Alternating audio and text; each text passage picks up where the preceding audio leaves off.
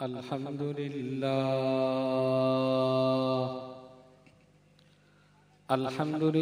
नहमदुहु व नस्तईनुहु व नस्तगफिरुहु व नु'मिनु बिही व नतवक्कलु अलैहि व नऊज़ु बिल्लाहि मिन शुरूरि अनफुसिना व मिन सय्यिआति अअमालिना मन यहदिहिल्लाहु फला मुदिल्ल लहु व मन युद्लिलहु फला हादिय लहु व नशहदु अन ला इलाहा इल्लल्लाहु वहदहु ला शरीक लहु व नशहदु अन्न सय्यिदना व नबियना व शफीअना व शिफाअ सुदूरिना व गौसना व गयासना व मुगीसना व मुईनना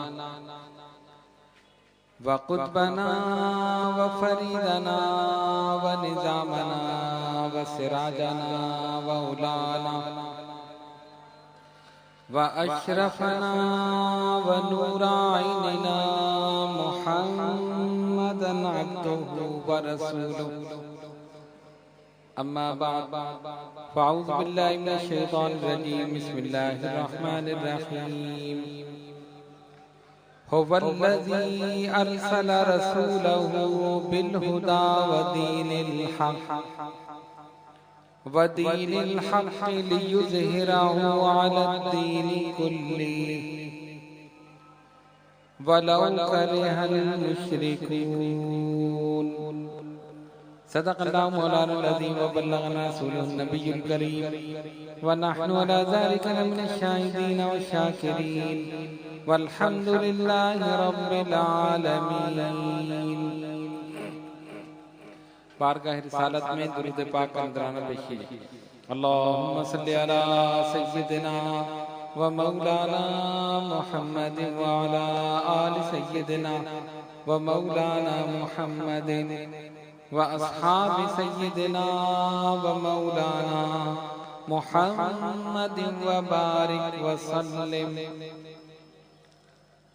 सलातन व सलामन अलैका या रसूलल्लाह।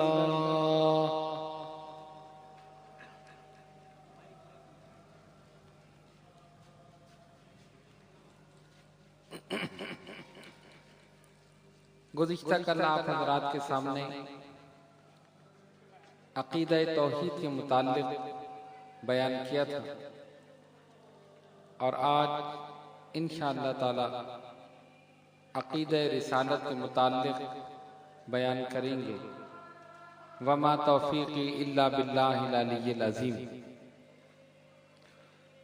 अक़ीदा रिसालत को इस्लामी अक़ाइद में बड़ी अहमियत हासिल है और जब तक इंसान रिसालत का कायल ना हो, नबी पाक अलैहिस्सलातु वस्सलाम की रिसालत पर, सरकार के रसूल होने पर ईमान न लाए, मुसलमान नहीं हो सकता। 1000 क्या 1,00,000 मर्तबा भी ला इलाहा इल्लल्लाह पढ़ता रहे, मुसलमान नहीं। और एक मर्तबा सच्चे दिल से मुहम्मदुर रसूलुल्लाह सल्लल्लाहु अलैहि वसल्लम उसने पढ़ लिया, दायरा इस्लाम में दाखिल हो गए। आज हम ये देखेंगे अक़ीदा रिसालत क्या है, नबी की जरूरत क्यों पेश आती है। अल्लाह तबारक व तआला ने अंबिया इकराम अलैहिस्सलाम को भेजा, उसकी वजह क्या थी। नबी किस लिए होता है, नबी की जरूरत क्यों पेश आती है, आज इस पर गौर करेंगे। इस पूरी कायनात में अल्लाह तबारक व तआला ने बेशुमार अशिया पैदा फरमाई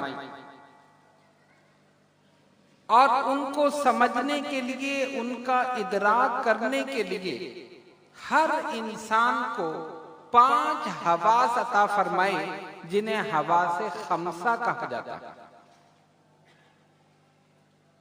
कुव्वत सामिया, कुव्वत बासिरा, कुव्वत लामिसा, कुव्वत जायका, कुव्वत शामा, ये 5 कुव्वतें हैं जिन्हें हम हवासे खमसा कहते हैं। इसको और आसान कर दूं ताकि बात आपके जहन में बैठ जाए। सुनने की कुव्वत, कुव्वत सामिया, देखने की कुव्वत, कुव्वत बासिरा, सूंघने की कुव्वत, कुव्वत शामा, चखने की कुव्वत, कुव्वत जायका, और छूने की कुव्वत, कुव्वत लामिसा। अब बात आप समझ गए ना? ये जितनी भी अशिया हैं इस कायनात में, वो इन 5 हवास के तहत है। उनका इदराक इनके सिवा नहीं हो सकता। उसकी वजह क्या है?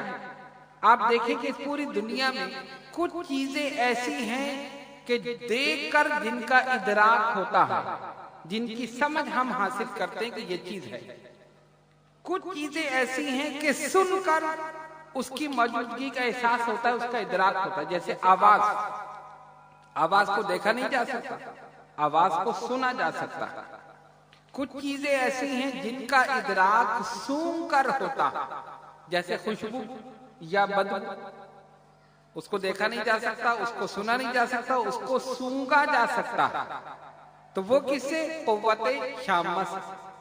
कुछ चीजें ऐसी हैं जिनको छूकर उनका इदराक किया जाता है कि ये चीज ठोस है, नरम है, सख्त है, कैसी है।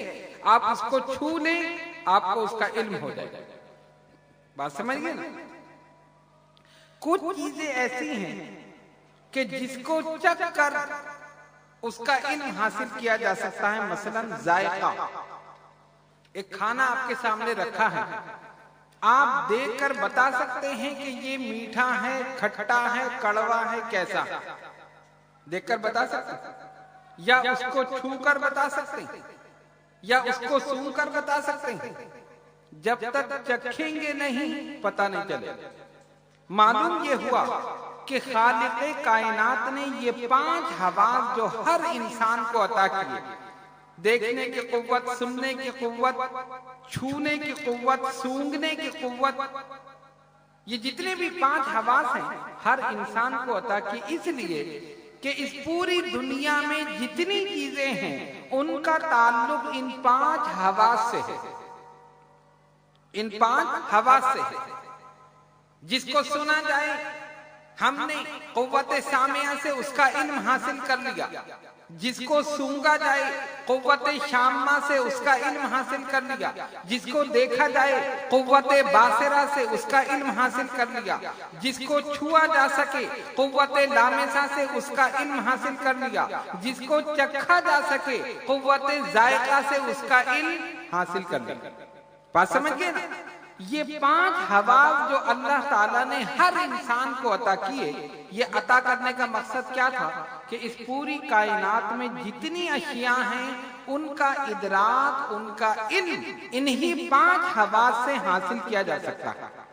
बात आप समझ रहे हैं ना? 5 हवास से हासिल किया जा सकता है, इसके अलावा नहीं। अब अगर कोई जात ऐसी हो जिसे देखा ना जा सके, जिसे सुना ना जा सके, जिसे छुआ ना जा सके, जिसे सूंघा ना जा सके, जिसे चखा ना जा सके, उसका इल्म कैसे हो? बात समझ में आ रही है ना? उसका इल्म कैसे हासिल करे? भाई जिस चीज को छुआ जा सकता था हमने छू कर पकड़ के उसका इल्म हासिल कर लिया। जिसको आंख से देखा जा सकता था देखकर इल्म हासिल कर लिया। जिसको सूंघा जा सकता था उसकी खुशबू या बदबू सूंघ कर इल्म हासिल कर लिया। जिसको सुना जा सकता था कुव्वत सामिया से उसका इल्म हासिल कर लिया। लेकिन अगर कोई ऐसी जात हो जिसको देखा ना जा सके, जिसको सुना ना जा सके, जिसको छुआ ना जा सके, जिसको सूंघा ना जा सके, जिसको चखा ना जा सके, उसका इदराक हम कैसे करें? उसका इल्म हम कैसे हासिल करें? बिला तजबीह हो तमसील। अल्लाह रब्बुल आलमीन जल्ल जलालहू आमन वालों की जात वो है कि उसको देखा नहीं जा सकता, उसको सुना नहीं जा सकता, उसको छुआ नहीं जा सकता, उसको सूंघा नहीं जा सकता, उसको चखा नहीं जा सकता। तो फिर खुदा की मारिफत कैसे हो?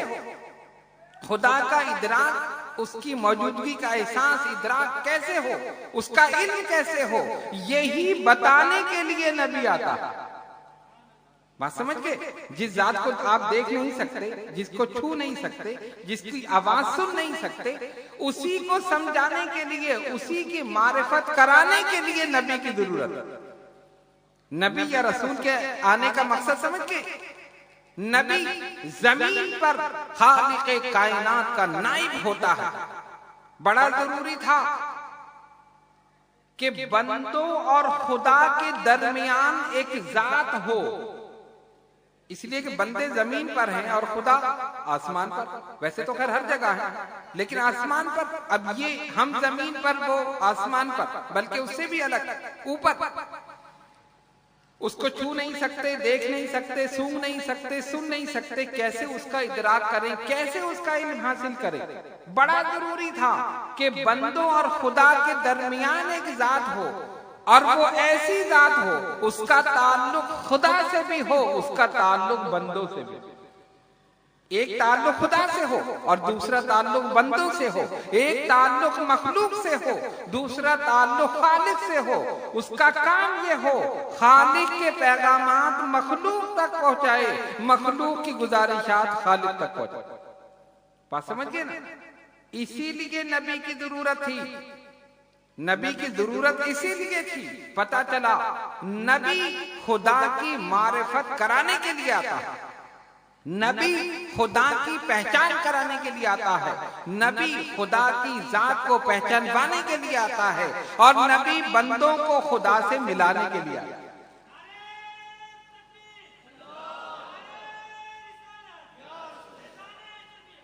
अब एक जरूरत तो ये हो गई, नबी का काम क्या है? बंदों को खुदा की मारिफत कराए, बंदों को रब से मिलाए, उसकी मारिफत, उसकी पहचान बंदों को कराए। नबी की जरूरत इसलिए। अब देखें, हवास जो हमने आपको बताया, 5 हवास है ना, हवास से खमसा, इनसे हम अशिया का इल्म हासिल करते हैं, लेकिन बाज़ औक़ात हमारे ये हवास भी धोखा खा जाते हैं। ये हवास जो है ना, बाज़ औक़ात धोखा खा जाते हैं। कैसे? इसकी मिसाल ये है, आप रेलगाड़ी में बैठ जाइए, जब वो तेजी के साथ मंजिल की तरफ रवा होगी, रास्ते में जो दरख्त होंगे, दाएं बाएं जो चीजें होंगी, दरख्त हैं, इमारतें हैं, मकानात हैं, बिल्डिंग है, जितनी भी हैं, वो सब आपको दौड़ती हुई नजर आएंगी। आएंगी नहीं आएंगी? आएंगी ना। कभी रेल में बैठे हो? नहीं, कोई भी नहीं बैठा। अगर बैठे तो बोल शुक्र, जाग भी रहे, सो नहीं जाए। तेजी में जब जा रहे हैं ना, तो रेल तेजी में आगे बढ़ रही है, रेल हो या बस हो, कोई भी हो, जितनी तेजी से आगे बढ़ेगी तो दाएं बाएं जो इमारतें, जो दरख्त है ना, आपको दौड़ते हुए नजर आएंगे। तो अब ये बताएं, क्या वो दौड़ रहे हैं? बिल्डिंगें दौड़ रही हैं, मकानात दौड़? नहीं। हमारे हवास ने धोखा खाया या नहीं खाया? धोखा खाया ना। इस धोखे को समझाने के लिए अकल को पैदा किया। जब हवास धोखा खा जाए तो अकल रहनुमाई करती है। बात समझ गए? हवास ने धोखा खाया कि दरख्त दौड़ रहे हैं, बिल्डिंगें दौड़ रही हैं, लेकिन अकल ने कहा नहीं, दौड़ नहीं रहे, तुम तेजी से जा रहे हो। जिस सवारी पर तुम हो, तुम तेजी से जा रहे हो, ये नहीं दौड़ रहा, ये तो अपनी जगह है। अगर दौड़ रहे होते तो सवारी को रोक कर देखो, जैसी सवारी रोकी वो अपनी जगह है, अरे ये तो अपनी जगह। तो वो जो दौड़ रहे थे वो कहाँ गए? कहा वो पीछे गए। वो नहीं गए, वो अपनी जगह है, तुम आगे बढ़ गए। क्या मतलब? अशिया को समझने के लिए हवास, अशिया को समझने के लिए हवास, उनका इदराक करने के लिए। और जब हवास धोखा खा जाए तो उसकी रहनुमाई अकल करती है। हवास ने धोखा खाया कि दरख्त दौड़ रहे हैं, अकल ने रहनुमाई की, नहीं दौड़ नहीं रहे, अपनी जगह है, तुम दौड़ रहे हो, जिस सवारी पर हो वो दौड़ रही है। बात समझ के? हवास ने धोखा खाया, अकल ने रहनुमाई की। अब बताओ, अकल धोखा खा जाए तब कौन रहनुमाई करे? हवास ने धोखा खाया, अकल ने रहनुमाई की। अब जब अकल धोखा खा जाए तब कौन रहनुमाई करे? जहां पर अकल धोखा खा जाए वही नबी रहनुमाई करता। इसीलिए नबी की जरूरत होती है। खालिक कायनात ने अपने और बंदों के दरमियान एक जात को इसीलिए रख दिया, मैंने तुम्हें अशिया का इल्म हासिल करने के लिए 5 हवा से खमसा अता कर दिए, ये तुम्हारी रहनुमाई करेंगे, इनके जरिए तुम इल्म हासिल करो। लेकिन जहां पर तुम्हारे हवा धोखा खा जाए, अकल रहनुमाई करेगी, और जहां अकल भी धोखा खा जाए, मेरा नबी तुम्हारी रहनुमाई करेगा, मेरा नबी तुम्हारी रहनुमाई करेगा। अब बात समझ में आ गई, नबी की जरूरत क्यों? अल्लाह और बंदों के दरमियान, अल्लाह और बंदों के दरमियान, खालिक और मखलूक के दरमियान, रब और बंदों के दरमियान एक जात ऐसी रख दी जिसका ताल्लुक अल्लाह से भी है, उसका ताल्लुक बंदों से भी। वहां के पैगामात यहां पहुंचा रहा है, बंदों की गुजारिशात रब तक पहुंचा रहा है। इसलिए नबी की जरूरत है। अकल अगर रहनुमाई करती तो ये काफिर अपने हाथ से तराशीदा बुतों के सामने क्यों झुकते? उनमें भी अकल थी ना, अकल ने रहनुमाई की, अकल भी धोखा खा गई, गुमराह हो गई। इसीलिए अपने नबी सल्लल्लाहु अलैहि वसल्लम को भेज दिया। कुरान ने कहा हुवल्लज़ी अरसला रसूलहु बिल हुदा व दीनिल हक, वही है कौन? अल्लाह रब्बुल आलमीन जल्ल जलालुहु व अज़्ज़, जिसने अपने नबी को भेजा हिदायत के साथ और दीन हक के साथ।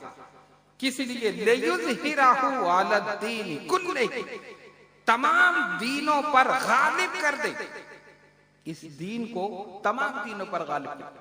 वलौ करिहल मुशरिकून, अगर मुशरिकों को नापसंद हो, उनको कभी ये बात पसंद नहीं आएगी, लेकिन वही है जिसने अपने महबूब सल्लल्लाहु अलैहि वसल्लम को दीन हक के साथ भेजा, और ऐसा भेजा कि सब पर गालिब कर दिया। तो अब बात समझ में आ गई, नबी की जरूरत क्यों? नबी खुदा की मारिफत कराता है, नबी बंदों को खुदा तक पहुंचाता है, नबी खुदा का पैगाम बंदों तक पहुंचाता है, नबी बंदों की गुजारिशात खुदा तक पहुंचाता है, नबी खुदा और बंदों के दरमियान एक वास्ता है, एक वसीला है, एक जरिया है। और जब तक नबी को नहीं मानोगे, खुदा तक नहीं पहुंच सकते। मेन पर्सनालिटी नबी की जात है।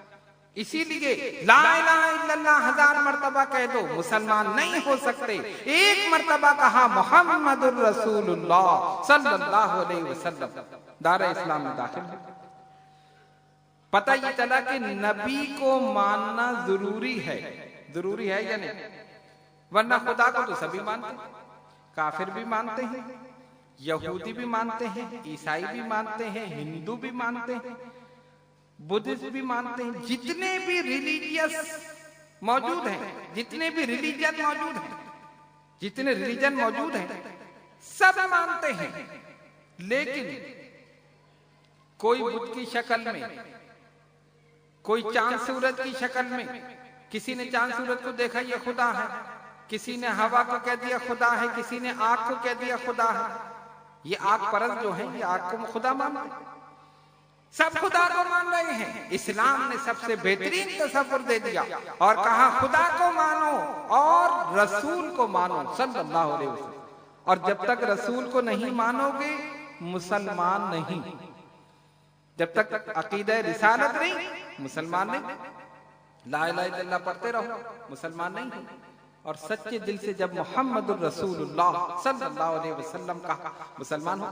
इसीलिए सरकार ने अपनी जात के मुताल्लिक पहले पूछा, अपनी जात के मुताल्लिक पहले पूछा। कब?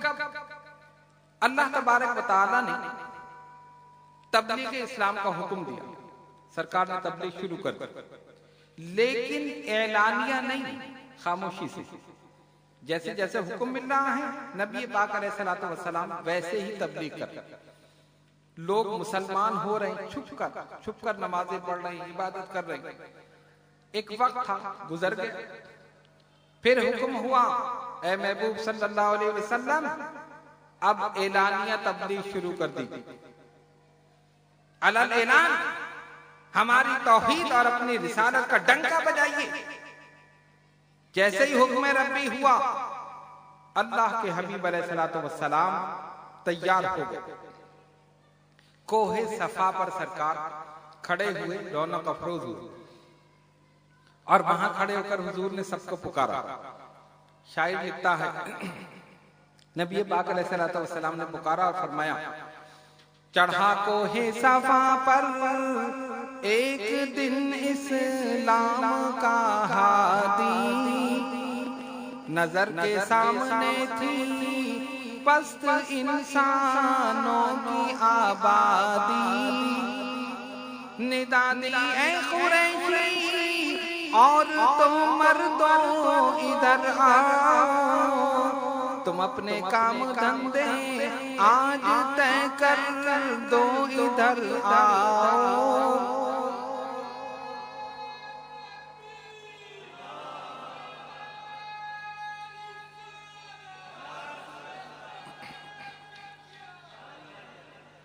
कोहे सभा पर सरकार खड़े हैं और बुला रहे कुरैशियों को, कबीले वालों को, सब इधर आओ, सब आ गए। फरमाया, सुनो, अगर मैं तुमसे ये कह दूं कि इसको हो सार के पीछे पहाड़ों की बुलंद और आहिनी दीवार के पीछे छुपी है रहजनों की फौज तुम पे वार करने को, घरों के लूटने को, शहर के मिसमार करने को, घरों के लूटने को, शहर के मिसमार करने को। फरमाया, मैं पहाड़ पे खड़ा हूं बुलंदी पर और तुम पस्ती में हो। जो बुलंदी पर हो वो दोनों जानिब देख सकता है बनिस्बत उसके कि जो पस्ती में हो, ठीक है ना। मैं पहाड़ पर हूं, इस तरफ भी देख सकता हूं, उस तरफ भी देख सकता हूं। अब मैं तुमसे एक सवाल करता हूं, अगर मैं ये कहूं कि पहाड़ की उस जानिब एक लश्कर जर्रार खड़ा जो अनकरीब तुम पर हमला करने वाला है, तो बताओ क्या मेरी बात पर तुम यकीन कर लो? कौन कह रहा है? नबी पाक अलैहिस्सलातु वस्सलाम। किससे कह रहे हैं? कुरैश से, अपने कबीले वालों से, खानदान वालों से, काफिरों से। मेरे मुतालिक बताओ क्या कहते थे? एक लश्कर जर्रार है जो अनकरीब हमला करने वाला, क्या तुम मेरी बात मान लो, मेरी बात पर यकीन कर लो? तो क्या हुआ, जितने भी मौजूद थे, छोटे से लेकर बड़े तक, सबने एक जबान होकर कहा, ऐ मोहम्मद सल्लल्लाहु अलैहि वसल्लम, आप सादिक हैं, आप अमीन हैं, आपने आज तक झूठ नहीं बोला। अगर आप ये कहेंगे कि एक लश्कर खड़ा है जो हमला करने वाला है, हम बिला चूनो चला बगैर देखे हम मान लेंगे। क्या कहा? बगैर देखे मान लेंगे। तो सरकार ने क्या फरमाया, जब तुम बिन देखे लश्कर को मान रहे हो, मेरे कहने से, यानी तुमने लश्कर को नहीं देखा, मैं तुमसे कह रहा हूं ना कि एक लश्कर है, और तुम क्या कह रहे हो, हम मान लेंगे। जब मेरे कहने से बिन देखे लश्कर को मान रहे हो, तो मेरे ही कहने से बिन देखे खुदा को भी मानो। लश्कर को नहीं देखा ना, अब मैं कह रहा हूं, तुम कहते हैं हाँ जी मान लेंगे। क्यों? आप सादिक हैं, आप अमीन हैं। अमानत और सदाकत और दियानत की गवाही सरकार ने अपनी जात के मुतालिक दिलवा दी। अब फंस गए, अब क्या करें? फरमाए, मेरे कहने से बिन देखे लश्कर को मान रहे हो, तो मेरे कहने से बिन देखे खुदा को भी मान लो। लेकिन अजली तौर पर जिनकी किस्मत में शकावत लिखी हुई थी, उनको तो नहीं मानना था। उन्होंने फौरन कहा कि नहीं, ये नहीं मान सकते, ये नहीं मान सकते। सरकार ने अपने मुतालिक क्यों पूछा? इसलिए कि ला इलाहा इल्लल्लाह जिक्र है, मोहम्मदुर रसूलुल्लाह जाकिर है। ला इलाहा इल्लल्लाह इरशाद है, मोहम्मदुर रसूलुल्लाह मुर्शिद है। ला इलाहा इल्लल्लाह दावत है, मोहम्मदुर रसूलुल्लाह दाई है। ला इलाहा इल्लल्लाह हिदायत है, मोहम्मदुर रसूलुल्लाह हादी है। सरकार ने इसलिए पूछा, जब तक हादी को नहीं मानेंगे तो हिदायत को कैसे मानेंगे? जब तक दाई को नहीं मानेंगे तो दावत को कैसे मानेंगे? जब तक मुर्शिद को नहीं मानेंगे तो इरशाद को कैसे मानेंगे? इसीलिए अपनी जात के मुतालिक पूछा, बताओ मेरे मुतालिक क्या कहते हैं? हाँ, आप साथ सादिक है, आप अमीन है। और जब खुदा की वहदानियत के मुतालिक तवज्जो दिलाई, कहा नहीं ये नहीं मानते। पता ये चला कि मानना है रसूलुल्लाह सल्लल्लाहु अलैहि वसल्लम। जिसने उन्हें माना वही मुसलमान, जिसने उन्हें दिल में बसाया वही मोमिन, जिसने उनको सबसे ज्यादा चाहा उसी का ईमान सबसे ज्यादा कामिल। मेन पर्सनालिटी रसूल की जात। जब उन्हीं को नहीं माना तो फिर किसको माना? उन्हीं के कहने से खुदा को माना ना। किसी ने खुदा को देखा है कोई जिसने खुदा को देखा? फरिश्तों को देखा, जन्नत को देखा है, देखना चाहते हो? कहते नहीं देखना चाहते। इसका मतलब गौर से नहीं सुन रहे। नहीं हर जगह खुदा को देखा नहीं, जन्नत को नहीं देखना चाहते, नहीं देखना भी नहीं चाहते। देखना तो चाहिए ना कम से कम। तो फिर वही काम करो जो जन्नती वाले, जन्नत में जाने वाले करते हैं। वही काम करो जो जन्नती करते हैं। और जन्नती क्या करते हैं? कभी नमाज कज़ा नहीं करते, समझ गए बात? कभी हुकूक गसब नहीं करते, कभी अमानत में खयानत नहीं करते, कभी झूठ नहीं बोलते, कभी किसी की दिल आजारी नहीं करते, कभी किसी का माल गसब नहीं करते, कभी किसी के माल जान या किसी चीज पर भी कस्दन कब्जा नहीं। वो तो जहन्नमियों वाले काम। तो हम जाना चाहते हैं जन्नत में और काम करें जहन्नमियों वाले, तो कैसे जन्नत में जाएंगे? तो खुदा को नहीं देखा, जन्नत को नहीं देखा, फरिश्तों को नहीं देखा, मलाइका को नहीं देखा, जहन्नुम को नहीं देखा, किसी को नहीं देखा, लेकिन मानते हैं या नहीं? क्यों मानते हैं? सरकार की जबान से निकल गया, हमने माना। पता ये चला कि मानना रसूल को है, और ऐसा मानना है कि ब्लैंक फेथ करना है। जो रसूल की जबान से निकल गया वही हक है, वही सच। नबी पाक अलैहिस्सलातु वस्सलाम के एक सहाबी, उनका नाम था हजरत अब्दुल्ला रज़ियल्लाहु ताला अन्हु। उनकी एक आदत थी, सरकार की महफिल में बैठते, वाज़ो नसीहत सुनते, जो लफ्ज हुजूर की जबाने मुबारक से निकलता फौरन लिख लेते। देखो साहबा की अकीदत, मोहब्बत।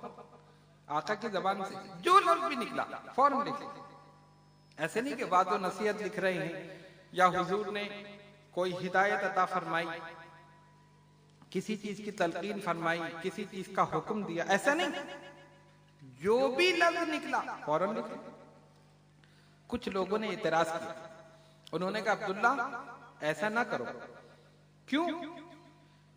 इसलिए कि कभी सरकार गुस्से के आलम में है, गैज़ो गज़ब के आलम में, कभी खुशी और मुसर्रत के आलम में।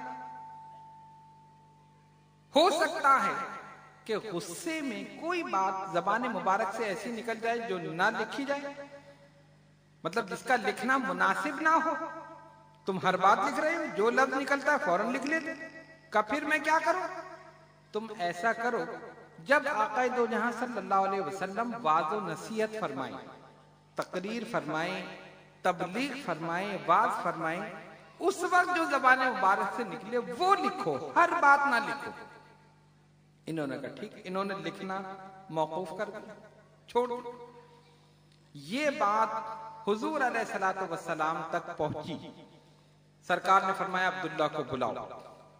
बुलाया, फरमाया तुमने क्यों लिखना छोड़ दिया? अर्ज किया या रसूल अल्लाह सल्लल्लाहु अलैहि वसल्लम, फिदा का उम्मी व अबी, हुजूर मेरे माँ बाप आप पे कुर्बान। मेरी आदत थी, मैं हर बात लिखता था। कुछ लोगों ने कहा कि हर बात ना लिखो, हुजूर गुस्से के आलम में है, कभी गैज़ो गज़ब के आलम में है, कोई बात ऐसी ज़बान मुबारक से निकल जाए जो लिखना, जिसका लिखना मुनासिब ना हो, तो मैंने लिखना छोड़ दिया। उन्होंने कहा सिर्फ वाज़ और नसीहत लिखो, तबलीग करें, वाज फरमाएं, नसीहत फरमाएं, वो लिखो। अब सुनो अपने आका का जवाब। जब साहबी ने ये कहा, फरमाया मेरे आका सल्लल्लाहु अलैहि वसल्लम ने, या अब्दुल्ला उक्तुब, ए अब्दुल्ला लिखो जो मेरी जबान से निकले। खुदा की कसम, मोहम्मद की जबान पर हक के सिवा कुछ आ ही नहीं सकता।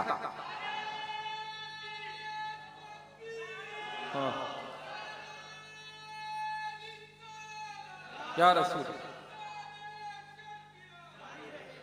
फरमाया मोहम्मद की जबान पर हक के सिवा कुछ आ नहीं सकता, जो हक होगा वही मेरी जबान पर आएगा, और जो जबान पर आएगा खुदा की कसम हक ही हो। लिखो जो कुछ मेरी जबान से निकले। सरकार ने फरमाया और कुरान ने तस्दीक की, वमा यंतिकु अनिल हवा इन हुवा इल्ला वह्युन यूहा। कुरान कहता है हमारा महबूब नहीं बोलता मगर वही इलाही के साथ, जो हम उनकी तरफ वही करते हैं वो तुम्हारी तरफ पहुंचा देते हैं, जो हम वही करते हैं तुम्हारी तरफ पहुंचा देते हैं। रसूल सल्लल्लाहु अलैहि वसल्लम अपनी मर्जी से नहीं बोलते, वही इलाही से बोलते, अपनी मंशा से अपनी मर्जी से नहीं। जो हम उनकी तरफ वही करते हैं वही तुम्हारी तरफ पहुंचा देते। इसीलिए जो रसूल का हुक्म है वही खुदा का हुक्म। रसूल की इताअत अल्लाह की इताअत, रसूल की फरमा बरदारी अल्लाह की फरमा बरदारी। जिसने रसूल की इताअत की उसने अल्लाह की इताअत की। कुरान ने कहा मन युती रसूला फक़द अता अल्लाह। जिसने रसूल की इताअत की उसने अल्लाह की इताअत की।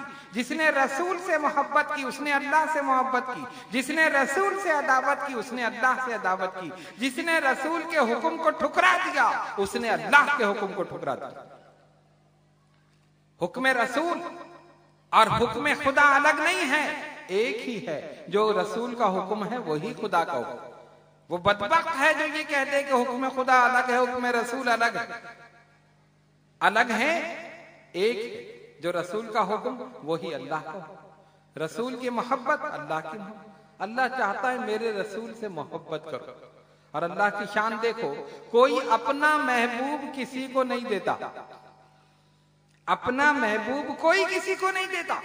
और इस दुनिया का कायदा है कोई किसी से मोहब्बत करे और उसी से दूसरा भी मोहब्बत करे तो दुश्मनी शुरू हो जाती है, रकाबतें शुरू हो जाती हैं, अदावतें शुरू हो जाती हैं। अरे मैं इससे मोहब्बत कर रहा हूं, दूसरा क्यों कर रहा? मैं इससे मोहब्बत कर रहा हूं तो दूसरा क्यों कर रहा हूं? अपना महबूब कोई किसी को नहीं देता। जो जिससे मोहब्बत करता है चाहता है दूसरा मोहब्बत ना करे, लेकिन मेरे खुदा की शान ये है वो जिससे मोहब्बत करता है चाहता है सारी कायनात उससे मोहब्बत करे। सरकार को महबूब बनाया, ये मेरा महबूब है, अब सारी कायनात इससे मोहब्बत करे। और जो इनसे मोहब्बत करेगा, कुरान कहता है युहिब्बुकुमुल्लाह, फिर अल्लाह तुम्हें अपना महबूब बना दे। वयगफिर लकुम ज़ुनूबकुम, तुम्हारे गुनाहों को बख्श दे। वल्लाहु गफूरुर रहीम, और वो बख्शने वाला मेहरबान। तो वो कहते नहीं जी हुक्म रसूल अलग है, हुक्म खुदा अलग है। ये पता है कौन कहता है? जिसको एक के दो नजर आते हैं, जिसकी निगाहों में टेढ़ापन है। एक होता है ना भेंगा जिसे कहते हैं, मैंने साफ ही कह दिया, मैंने खामखा आपके समझ में नहीं आएगा तो साफ ही बता दो। जो भेंगा होता है ना उसको एक के दो नजर आते हैं। एक उस्ताद बैठे थे, शागिर्द से कहा जाओ कमरे में से आईना लेकर आओ।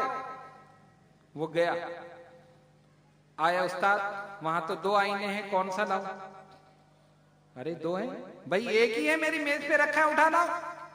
फिर गया, नहीं दो रखे। उन्होंने कहा ओहो समझ गए, इसकी निगाह ही महंगा है बेचारा, इसको एक के दो नजर आ रहा। उसको समझाने की कोशिश की, देखो एक ही है, ले आओ। बार बार कहता नहीं दो है। उनका अच्छा ऐसा करो, एक को तोड़ दो दूसरा ले आओ, एक को तोड़ दो दूसरा ले आओ। उसने कहा ठीक है। वो गया, देखा उस्ताद की मेज पे दो था तो एक ही, उसको दो नजर आए। उसने उठा के जमीन पे मारा, टूट गया, और दूसरा भी टूट गया। अब बड़ा परेशान, अरे ये क्या हुआ? अब वापिस आया, उस्ताद ने क्या हुआ? कहा उस्ताद जी वो तोड़ा तो एक था, दूसरा खुद ब खुद टूट। उसने कहा बेवकूफ, यही तो तुझे समझाना चाहता था वो एक ही, तूने दो समझा। एक को तोड़ा दूसरा खुद ब खुद टूट गया। मौलाना रूम रहमतुल्लाह अलैह फरमाते इसी तरह ये लोग जो हुक्म खुदा हुक्म रसूल को अलग अलग कहते हैं, ये दीन के बहंगे हैं, इनको दो नजर आ रहे हैं। ये हुक्म रसूल को तोड़ते हैं, हुक्म खुदा खुद ब खुद टूट जाता है।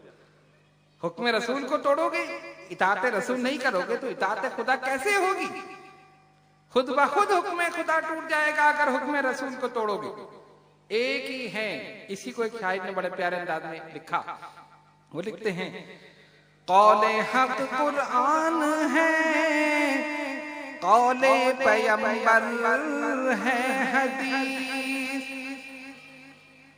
कौले हक कुरान है, कौले पैगंबर है हदीस, अहले दिल के वास्ते तकरीर है दोनों की एक, अहले दिल के वास्ते तकरीर है दोनों की एक। उसने फेरा दिल तो इसने दावत इस्लाम दी, उसने फेरा दिल तो इसने दावत इस्लाम दी। वो खुदा और ये नबी तदबीर है दोनों की एक, वो खुदा और ये नबी तदबीर है दोनों की एक। बात समझ गए? हुक्म रसूल वही है जो हुक्म खुदा, इताअत रसूल वही है जो इताअत खुदा, मोहब्बत रसूल वही है जो मोहब्बत खुदा। ये अजीब लोग हैं, रसूल को छोड़कर खुदा की मोहब्बत का दावा कर रहे हैं। रसूल की मोहब्बत को छोड़कर खुदा की मोहब्बत, रसूल की इताअत को छोड़कर खुदा की इताअत, ये कैसे हो सकता? मन युती रसूल फक़द अता अल्लाह, जिसने रसूल की इताअत की उसने अल्लाह की इताअत। इनको छोड़कर तुम्हें मिलेगा क्या? इन्हीं के दम से तो सब कुछ है। अगर वो ना आते तो कुरान कैसे मिलता? कुरान मिला तो उनके दर से, कुरान मिला उनके दर से, इस्लाम मिला उनके दर से, ईमान मिला उनके दर से, रहमान मिला तो उनके दर से है। उन्हीं के दम कदम से बाग़ आलम में बहार, वो न थे तो कुछ न था और वो ना हो तो कुछ ना हो।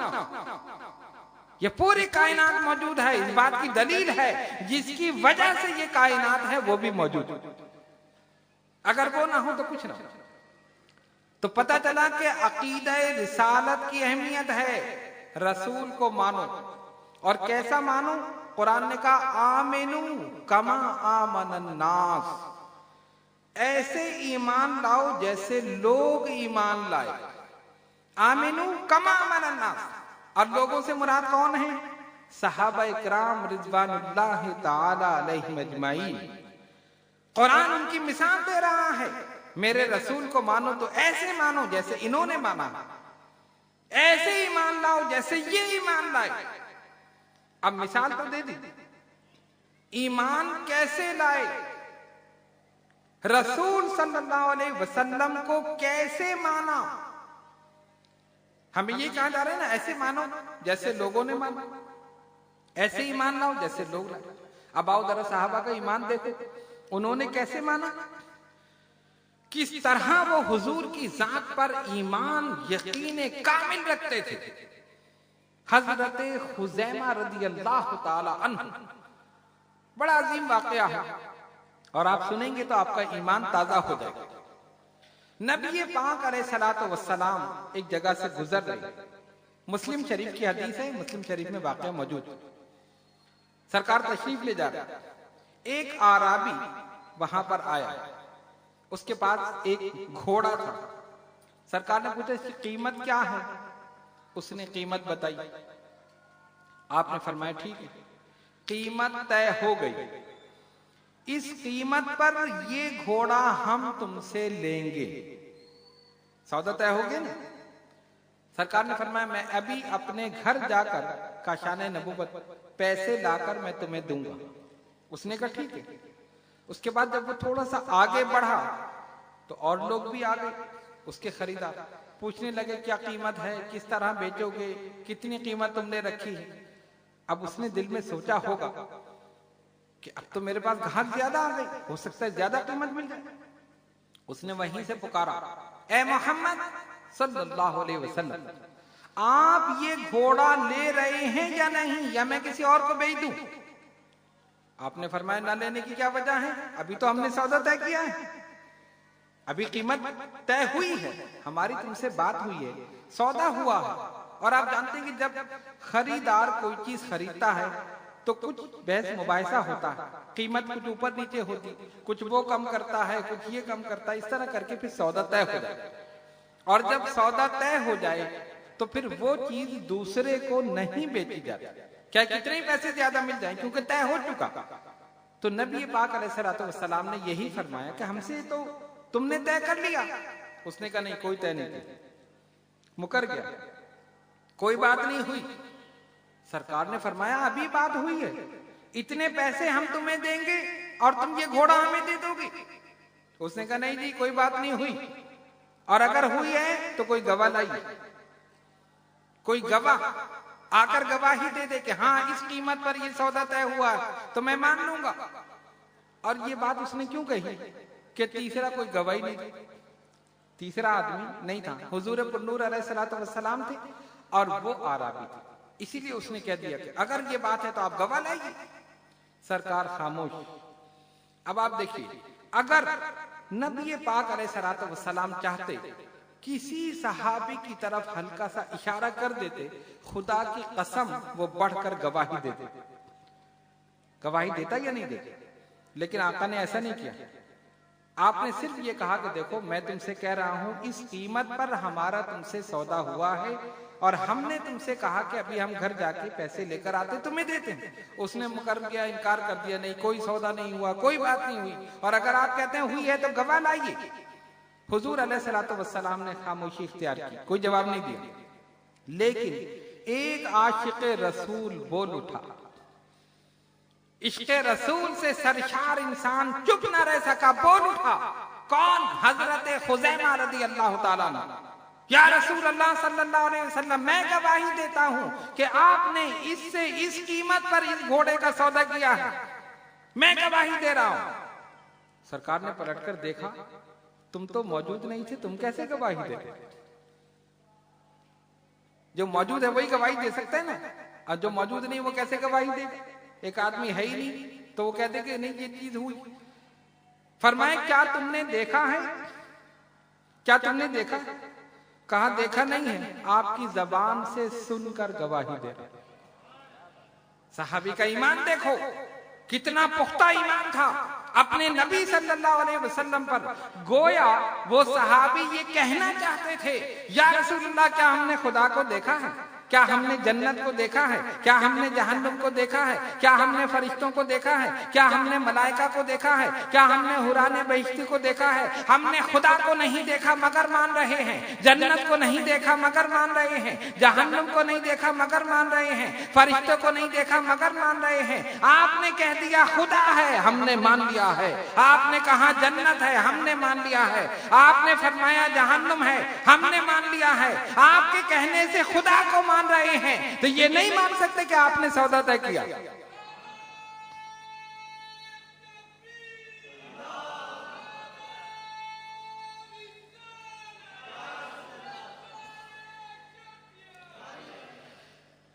आपके कहने से इतने बड़े खुदा को मान रहे हैं, तो ये नहीं मान सकते कि आपने सौदा किया है। मैं गवाही देता हूं, आपकी जबान से सुनकर गवाही दे रहा हूं। आपने कहा मैंने सौदा किया है, मैंने गवाही दे दी, हाँ किया। कैसा ईमान था और कैसा पुख्ता ईमान था हुजूर की जात। फिर क्या हुआ? इस पुख्ता ईमान का ब्लैंक फेंक का रसूल की जात पर यकीन कामिल होने का नतीजा क्या मिला? समरा क्या मिला? इनाम क्या मिला? फरमाया मेरे आका सल्लल्लाहु अलैहि वसल्लम ने, सुनो आज के बाद कोई किसी मामले में गवाही दे, एक की गवाही एक ही मानी जाए। एक की गवाही एक ही मानी जाती है, दो की तो नहीं। लेकिन मेरा ये सहाबी जिस मामले में गवाही देगा, इस एक के बजाय इसकी गवाही दो के बराबर मानी जाए। एक के बराबर बजाय दो के मुकाबले में इसकी गवाही दो के बराबर इसकी गवाही मानी जाएगी। ये उनको समरा मिला, नतीजा मिला, ज़बाने रिसालत से, दरबारे रिसालत से इनाम मिला। हजरत खुज़ैमा रज़ी अल्लाह ताला। इतना पुख्ता ईमान हुजूर अलैहिस्सलातु वस्सलाम की जात पर कि जब नबी की जबान से निकल गया तो यही हक, यही सच है, मैं गवाही देता हूं आपने इस कीमत पर सौदा किया। क्या तुमने देखा है? देखा नहीं है, आपकी जबान से सुनकर मैं गवाही। इसी को कुरान ने कहा आमिनू कमा आमनन्नास, ईमान लाओ जैसा कि लोग ईमान ले आए। और लोगों से मुराद सहाबा इकराम रिज़वानुल्लाह ताला अलैहिम अजमईन। अब क्या हुआ? ये वाक़या तो हो गया, लेकिन अब आप देखें, नबी पाक अलैहिस्सलातु वस्सलाम का इल्मे गैब, यहां पर एक अकीदे की बात आ गई, इसलिए मैं ये बयान कर रहा हूं। हमारा अकीदा क्या है? हुजूर अलैहिस्सलातु वस्सलाम को इल्मे गैब है ना हमारा अकीदा अहले सुन्नत व जमात का। और अकीदा क्या है? अल्लाह ताला आलिमुल गैब व शहादा, उसके बताने से उसका नबी भी जानता है। अल्लाह जानता है, उसके बताने से नबी भी जानता है। अल्लाह का इल्म जाती है, नबी का इल्म अताई है। बात समझ रहे? अल्लाह का इल्म जाती है, उसको कोई ना बताए तब भी वो जानता है। किसी को बताने की जरूरत है नहीं, उसका इल्म जाती है, कोई ना बताए तब भी जानता है। और नबी का इल्म अताई है, अल्लाह के अता करने से नबी भी जानता है। अल्लाह के अता करने से नबी भी जानता है। और अगर नहीं जानते तो कयामत तक होने वाले वाकयात की खबर क्यों दे दी? सरकार ने दी ना, अहादीस मौजूद, कुर्बे कयामत में क्या होगा सब कुछ हुजूर अलैहिस्सलातु वस्सलाम ने बता दिया। अक्सर निशानियां तो हम अपनी आंखों से देख रहे हैं, और बहुत सी निशानियां बाकी हैं, वो भी पूरी हो जाएगी। ठीक है, और हमारा ईमान है जो ज़बाने रिसालत से निकला वो होकर रहे। और ये तो हम तो मुसलमान हैं, काफिर भी ये जानते थे और मानते थे कि जो सरकार की जबान से निकल गया होगा। देखो हुजूर की शान, जान के दुश्मन हैं, खून के प्यासे हैं, मारना चाहते हैं, खत्म करना चाहते हैं, लेकिन अगर कोई बात सरकार की जबान से निकल गई, मानते ये मोहम्मद सल्लल्लाहु अलैहि वसल्लम की जबान से निकली है, ये होगा तो ये जरूर होगा। सरकार ने, एक काफिर ने जब गुस्ताखी की, हुजूर की जबान मुबारक ने आलमीन, अपने कुत्तों में से कुत्ते को मुकर्रर कर जो इसको खत्म कर दे, जबान मुबारक से निकल गया। काफिर ने सुना, डर गया, अरे मेरे बेटे के पीछे मोहम्मद सल्लल्लाहु अलैहि वसल्लम की दुआए ज़रर ये पड़ गई, जरूर इसको कोई ना कोई मारेगा, खत्म करेगा। जब सफर पे जा रहे हैं तो लोगों से कह रहा है, देखो मेरा बेटा सफर पे जा रहा है, कोई हादसा ना हो जाए, इसकी हिफाजत करना। क्यों डर रहे हो? इसलिए कि मोहम्मद सल्लल्लाहु अलैहि वसल्लम की जबान से निकल गया। काफिर है लेकिन मान रहा है कि इनकी जबान से जो निकला होगा, इसकी हिफाजत करना। जब सोने के लिए लेटो तो चारों तरफ लेट जाना, ऐसा नहीं कोई चरिंद परिंद कोई दरिंदा इस पर हमला कर दे। चले गए, सफर करते रहे, एक जगह पहुंचे जंगल में, उन्होंने उसको बीच में लिटाया और सारे काफिर चारों तरफ लेटे हिफाजत के लिए। जब बेखबर सो गए, एक शेर आया चलता हुआ, उसने सबके मुंह को सूंघा, सूंघ रहा एक एक के मुंह, और उसके बाद उनके ऊपर से कूदकर बीच में जो ये लेटा था गुस्ताखे रसूल, इसके मुंह को सूंघा और उसी वक्त चीर फाड़ करके मामला खत्म कर दिया। जबान मुबारक से निकल गया था, हो गया। ये हुजूर की शान। तो हम तो मुसलमान हैं, हम तो गुलाम हैं। अरे जो काफिर हैं वो भी मानते हैं जो इनकी जबान से निकल गया वो होगा, होकर रहेगा। और उस वक्त के नहीं, आज तक के काफिर मानते हैं, अहादीस पढ़ते हैं, कुर्बे क़यामत की निशानियां पढ़ते हैं, उन अहादीस को मानते हैं, इनके नबी ने फरमाया है ये होगा। तो सहाबा का तो ईमान यकीन कामिल था। तो हुजूर ने क्या फरमाया? इसकी गवाही, एक की गवाही दो के बराबर, दो के बराबर। तो अर्ज ये कर रहा था कि नबी पाक अलैहिस्सलातु वस्सलाम को इल्मे गैब किस तरह। अब आप कहेंगे इसमें इल्मे गैब कहां से आ गया? ये तो वाकया सीधा सीधा चल रहा है, आपने इसमें इल्मे गैब लिया, लेकिन इसमें एक अकीदे अहले सुन्नत की बात आई, इस वजह से मैं जिक्र कर रहा हूं। थोड़ा सा इससे हटकर एक वाकया, लेकिन उसका ताल्लुक इसी से है, इसलिए मैं बयान कर रहा हूं। सैयदना अबू बकर सिद्दीक रज़ी अल्लाह ताला और सैयदना फारूक आजम रज़ी अल्लाह ताला तशरीफ फरमा। फारूक आजम रज़ी अल्लाह ताला ने हजरत अबू बकर सिद्दीक रज़ी अल्लाह ताला से अर्ज किया, या अमीरुल मोमिनीन, हुफ्फाज़ किराम की एक कसीर तादाद जंग में शहीद हो गई। अगर इसी तरह होता रहा, हाफिज कुरान शहीद होते रहे, ऐसा ना हो कि अल्लाह का कलाम तल्फ हो जाए, जाया हो जाए, तो हमें चाहिए कि हम इसको जमा कर लें, आप जानते हैं ना, पहले हड्डियों पर, चमड़ों पर, पत्थरों पर कुरान की आयत लिखी हुई। जिस तरह आज हमें मिल रहा है कि आराम से किताब उठाई पढ़ लिया, ऐसा नहीं था। मुख्तलिफ जगह कुरान बिखरा हुआ था, मुंतशिर था। तो सबसे पहले तो सिद्दीक अकबर रज़ी अल्लाह ताला अन्हु ने मना किया, फरमाया मैं वो काम नहीं करता जो हुजूर अलैहिस्सलातु वस्सलाम ने नहीं किया। लेकिन हजरत उमर रज़ी अल्लाह ताला अन्हु बार बार कहते रहे, गुजारिश करते रहे। सिद्दीक अकबर फरमाते हैं, उमर के बार बार कहने से मेरे रब ने मेरे सीने को इस काम के लिए खोल दिया और राजी हो गए कि चलो ठीक है, कुरान को जमा कर। अब क्या हुआ, इन्होंने ऐलान किया जिस सहाबी के पास कुरान की जो आयत हो वो लेकर मस्जिद नबवी में पहुंच जाए, लेकिन अपने साथ 2 गवाह भी लाए और वो गवाह आकर ये गवाही दें कि ये सहाबी जो आयत पेश कर रहा है वाकई कुरान की आयत। देखो एहतियात कितनी है। क्या उनको पता नहीं था ये कुरान की आयत? सिद्दीक अकबर फारूक आजम को पता नहीं था? पता था, लेकिन इतनी एहतियात की कि ऐसा ना हो कि अहादीस रसूल और कुरान की आयत खलत मलत ना हो जाएं, मिल ना जाएं। एहतियात का तकाजा। जो सहाबी आयत लेकर आए अपने साथ 2 गवाह भी लेकर, दोनों बैठ गए। अब सहाबा आए, एक आयत पेश की, ये मेरे पास आयत है।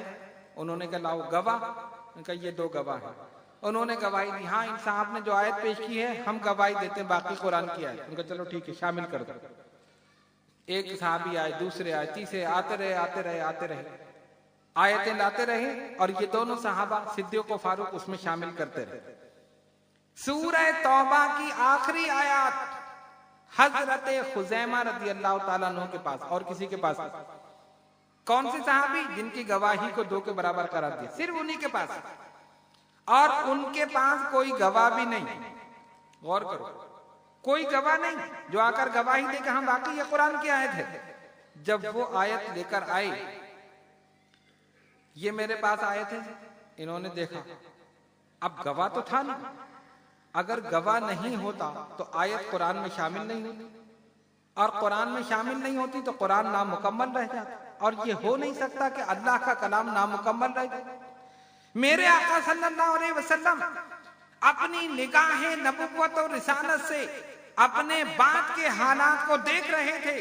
सरकार जानते थे एक वक्त आएगा जब सिद्दीक व फारूक कुरान को जमा करेंगे और ये शर्त रखेंगे कि जो सहाबी आयत लेकर आए उसके साथ 2 गवाह भी हों। सूरह तौबा की आखिरी आयत सिर्फ मेरे इस सहाबी के पास होगी, इसके पास गवाह नहीं होगा। गवाह नहीं होगा तो आयत कुरान में शामिल नहीं होगी, और शामिल नहीं होगी तो अल्लाह का कलाम नामुकम्मल रह जाए, और ये हो नहीं सकता कि अल्लाह का कलाम नामुकम्मल रह जाए। इसीलिए सरकार ने पहले ही उनकी गवाही को 2 के बराबर करार दिया।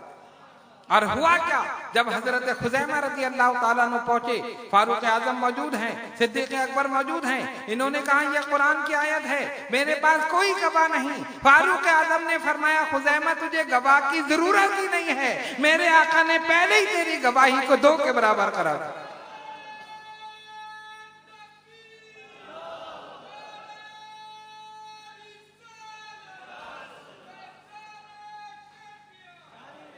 तुझे किसी गवाह की जरूरत नहीं है, मेरे आका ने पहले ही तेरी गवाही को 2 के बराबर करार दे दी। आयत कुरान में शामिल हो गई, अल्लाह का कलाम मुकम्मल हो गया। ये शान है मेरे आका सल्लल्लाहु अलैहि वसल्लम। हुजूर को इल्म गैब था तभी हुजूर ने किया, और अगर ना करते तो क्या होता? कोई गवाही नहीं। कुरान को मुकम्मल होना था और नबी पाक अलैहिस्सलातु वस्सलाम को अपनी शान दिखानी थी। अर्ज ये कर रहा था कि सहाबा का ईमान इतना पुख्ता था, वो जानते थे कि इनको मानने का नाम ही ईमान है, इनको जानने का नाम इस्लाम है, और इनको अपने दिल में बसा लेना यही तो मोमिन होना। कुरान ने कह दिया कि इनको मानो और ईमान लाओ ऐसे, आमिनू कमा आमनन नास, जैसे लोग ईमान ले। और नबी पाक अलैहिस्सलातु वस्सलाम ने फरमाया, ला युमिनु अहदुकुम हत्ता अकूना अहब्बा इलैहि मिन वालिदिही व वलदिही वन्नासि अजमईन। तुम में से कोई एक उस वक्त तक मोमिन नहीं हो सकता जब तक मुझसे इतनी मोहब्बत ना रखे कि अपने औलाद से ज्यादा, अपने माँ बाप से ज्यादा, अपने रिश्तेदारों से ज्यादा, तमाम से ज्यादा मुझसे मोहब्बत ना हो, उस वक्त तक मोमिन नहीं हो सकता, उस वक्त तक मोमिन नहीं हो सकता। इसी को हाफिज जालंधरी ने अपने अशआर में पेश किया। वो फरमाते हैं, मोहम्मद की मोहब्बत दीने हक की शर्त अव्वल है, इसी में हो अगर खामी तो सब कुछ नामुकम्मल है। मोहम्मद है मताए आलम ईजाद से प्यारा, पिदर मादर बिरादर जानो माला औलाद से प्यारा।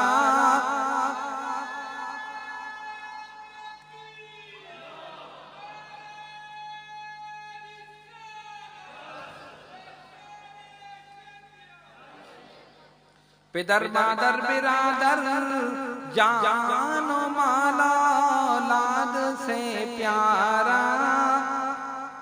अब इस हदीस शरीफ में किसी से मोहब्बत की नफी नहीं, मना नहीं किया, मोहब्बत ना करो।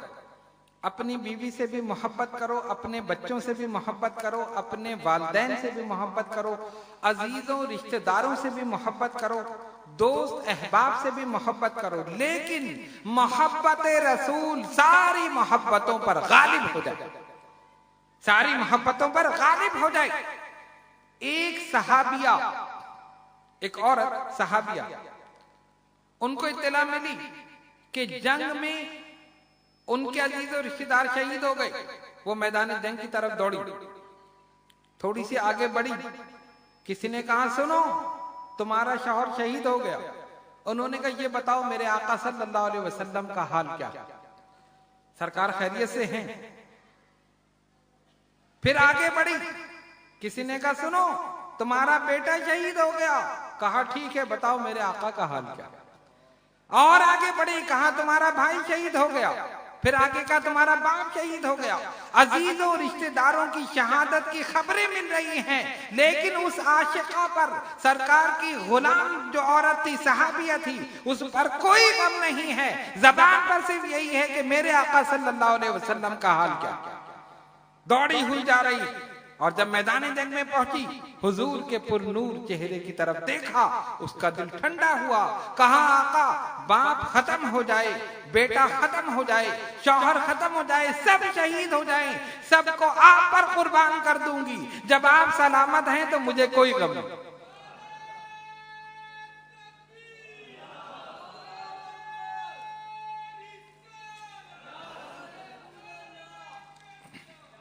जब आप सलामत हैं तो कोई गम नहीं। पता चला सबसे मोहब्बत करती थी, लेकिन मोहब्बत रसूल सारी मोहब्बतों पर गालिब। गोया हुजूर अलैहिस्सलातु वस्सलाम ने हमें एक कसौटी बता दी। अगर किसी से पूछो मुसलमान है, कहा जी मुसलमान, अल्हम्दुलिल्लाह मुसलमान। आप मोमिन हैं? जी हाँ मोमिन। सब यही कहेंगे ना, कोई ये तो नहीं कहेगा मुनाफिक, कोई कहेगा कि मुनाफिक होगा भी तो नहीं कहेगा। खैर वो तो सरकार ने निशानी बता दी, निशानी से समझ जाएंगे। लेकिन बहरहाल हर आदमी अपने आप को मोमिन कहता है, हर आदमी अपने आप को मुसलमान कहता है। नबी पाक अलैहिस्सलातु वस्सलाम ने ईमान को चेक करने की कसौटी बता दी, कसौटी बता दी। अगर अपने ईमान को चेक कर सकते हो तो देख लो तुम्हारे दिल में रसूल की मोहब्बत ज्यादा है या तुम्हारी औलाद की मोहब्बत, वालिदैन की मोहब्बत ज्यादा है या रसूल की मोहब्बत, दुनिया की मोहब्बत ज्यादा है या रसूल की मोहब्बत। अगर दुनिया की मोहब्बत ज्यादा है तो मोमिन नहीं हो, और अगर मोहब्बत रसूल सारी मोहब्बतों पर गालिब है फिर तुम सही मानों में मोमिन। सहाबा ने करके दिखा दिया, अपना तन मन धन सब कुछ हुजूर अलैहिस्सलातु वस्सलाम पर कुर्बान कर दिया। हजरत ज़ैद रज़ियल्लाहु ताला अन्हु हुजूर अलैहिस्सलातु वस्सलाम के गुलाम, सरकार की साए में परवरिश पाई। वाकया तो तवील है, लेकिन मैं सिर्फ इख्तिसार के साथ बयान कर रहा हूं किस तरह वो बारगाह रिसालत सल्लल्लाहु अलैहि वसल्लम तक पहुंचे, हुजूर की साया आतिफत में रहने लगे। अगर कोई अपने वालिदैन से दूर हो, अजीजों रिश्तेदारों से दूर हो, किसी और आदमी की मिल्कियत में, उसकी गुलामी में, उसकी नौकरी में हो, तो उसको वो सुकून नहीं मिलता जो वालिदैन के पास मिलता। ये फैक्ट है ना, हकीकत। अपने घर में जो सुकून है, अपने बहन भाइयों के साथ, अपने वालिदैन के साथ जिस तरह आदमी रहता है सुकून से, इत्मीनान से, किसी गैर के पास, किसी और की मिल्कियत में या उसकी नौकरी में, उसकी गुलामी में वो सुकून नहीं मिलता। लेकिन यहाँ मामला बरक्स, हजरत ज़ैद रज़ी अल्लाह ताला अन्हु को सरकार ने अपनी गुलामी में ले लिया, अपने साए आतिफत में रखा, रहते रहे। हुजूर उसी मोहब्बत और शफकत से उनकी तरबियत भी फरमाते रहे। उनके वालिद और चचा को पता चला कि हमारा बेटा जो है वो मोहम्मद सल्लल्लाहु अलैहि वसल्लम के पास उनकी गुलामी में, उस जमाने में लौंडी और गुलाम का सिस्टम था, यानी खरीद लिया करते थे। जैसे आज हम चीज खरीद लेते ना, किसी गुलाम को पैसे दिए खरीद लिए, अब वो बिल्कुल उस आदमी की मिल्कियत हो गया। वो चाहे उसे मारे, चाहे उसे जान से मार दे, कोई कुछ कहने वाला नहीं, इसका गुलाम। जर खरीद गुलाम जिसे कहते हैं ना, पैसे देकर खरीद लेना। अब मालिक उसके साथ कैसा ही सलूक करे, जिस तरह आप सुनते हैं हजरत बिलाल हबशी रज़ी अल्लाह ताला अन्हु के साथ उमैया जो था कितना जुल्म करता था, कोई बोलने वाला नहीं। लेकिन जब सरकार के हुक्म से सिद्दीक़ अकबर ने खरीद के आजाद कर दिया, आजाद हो गए, फिर किसी की जरूरत नहीं कि उनको हाथ लगा। तो लौंडी और गुलाम की ये हैसियत थी। जब उनके वालिद को पता चला और चचा को पता चला, अच्छा हमारा बेटा मोहम्मद सल्लल्लाहु अलैहि वसल्लम की गुलामी, वो वहां से सफर करके सरकार की बारगाह में और आकर कहते हैं, मोहम्मद सल्लल्लाहु अलैहि वसल्लम, हमें ये पता चला है हमारा बेटा ज़ैद आपकी गुलामी में है। फरमाया हाँ बेशक, हम उसको लेने के लिए आए, आप उसे हमारे हवाले कर दें, हमारा बेटा हमारी औलाद, हम उसको ले जाए। आपने फरमाया ठीक, मैं ज़ैद को अभी तुम्हारे पास बुलाता हूं, मैं कुछ नहीं कहता, उससे पूछ लो, अगर वो तुम्हारे साथ जाने के लिए तैयार हो बेशक ले जाओ। उन्होंने कहा ठीक है। उनको तो पूरा यकीन था कि हमारा बेटा, जाहिर है बेटा तो बाप को देखकर इतने अरसे बाद देखेगा, तो कैसे जाने के लिए तैयार नहीं होगा, वो तो बेचैन होगा बाप से मिलने के लिए, चचा से मिलने के लिए, खूनी रिश्ता। लेकिन ये नहीं जानते थे कि जो मोहब्बत सरकार ने दी है वो बाप भी नहीं दे सकते। वो तो रहमतुल लिल आलमीन, पूरी कायनात पे मोहब्बतें लुटा रहे हैं, रहमतें लुटा रहे हैं, करम लुटा रहे हैं। बुलाया हजरत ज़ैद रज़ी अल्लाह ताला अन्हु। सरकार ने फरमाया, इनको जानते हो? हाँ, ये मेरे बाप हैं, ये मेरे चचा हैं, ये तुम्हें लेने के लिए आए हैं, ये चाहते हैं कि तुम इनके साथ चले जाओ। उन्होंने कहा बेटा चलो हमारे साथ। अरे इस गुलामी में तुम रह रहे हो, तुम तो आजाद हो, हमारे साथ चलो, मैं बाप हूं, उन्होंने कहा मैं चचा हूं, सब तुम्हें इंतजार कर रहे हैं, तुम्हें याद कर रहे हैं, चलो अपने घर। हजरत ज़ैद ने क्या कहा, नहीं, मैं इनको छोड़कर नहीं जा सकता, मैं इस गुलामी को आजादी पर तरजीह दूंगा। हैरान हो गए, अरे ये क्या कह रहा। उनको नहीं पता था कि हजरत ज़ैद रज़ी अल्लाह ताला अन्हु ने वहां क्या देखा, सरकार की कैसी मोहब्बत, कैसी शफकत और कैसी रहमत दिन रात उन पर नाजिल हो रही, दिन रात हुजूर की ज़ियारत से मुशर्रफ हो रहे, सरकार की साए आतिफत में है। इसलिए कि हजरत ज़ैद रज़ी अल्लाह ताला अन्हु जानते थे, क्या जानते थे, उन्होंने आजादी पर गुलामी को तरजीह दी। कोई है ऐसा गुलाम जो आजादी पर गुलामी को तरजीह दे? हर आदमी चाहता है ना मैं आजाद हो जाऊं, और जब किसी की मिल्कियत में हो तो क्या है, आका का हुक्म मानना है, जब वो कहे सो जाओ तो सोना है, जब कहे उठ जाओ तो उठना है, जब वो कहे ये काम करो तो करना है, तो गुलामी है ना। और आजादी में क्या है, अपने घर में आराम से जब चाहे।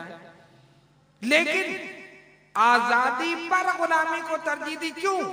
वो जानते थे, क्या जानते थे, हजरत ज़ैद ये जानते थे, मोहम्मद की गुलामी है सनद आजाद होने की, मोहम्मद की गुलामी है सनद आजाद होने की, खुदा के दामने तौहीद में आबाद होने की।